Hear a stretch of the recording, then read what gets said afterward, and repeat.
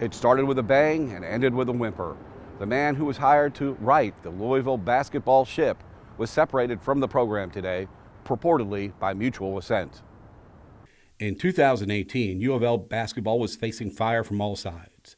A tell-all book exposing a sex scandal, an FBI investigation, and a guilty plea from an Adidas executive had the program on the ropes.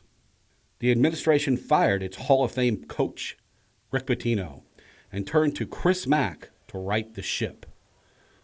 Mack, a well-reputed coach from a mid-major program, promised a fresh start.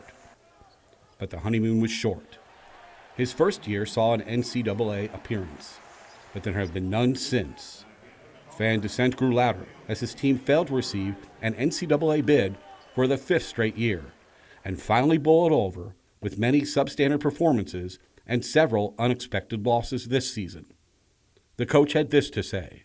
No, I don't think there was like one thing that triggered anything. I mean, it's obviously, you're playing your season, games accumulate. And, it just kept getting harder, and obviously we weren't winning to the level that, we want to win at. So, yeah.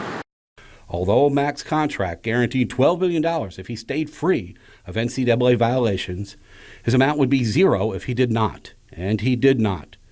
From allegations from assistant Mike Guerrero revealed a conversation that led to an NCAA charge of first and second tier violations. Now the university, who's lost its president and its athletic director in the last few months, must start anew, this time with assistant coach Mike Pequis. Reporting live from the Center, I'm Robert Florio.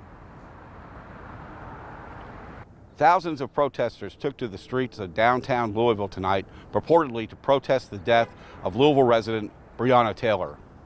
Taylor was shot a number of times by members of the Louisville Metro Police Department as officers were serving a so-called no-knock warrant on her paramour, Jamicus Glover.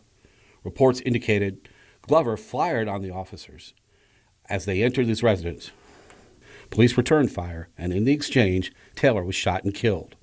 Now the protesters run the streets, carrying signs, shouting slogans, and demanding justice. While most of the protests were peaceful, others were not.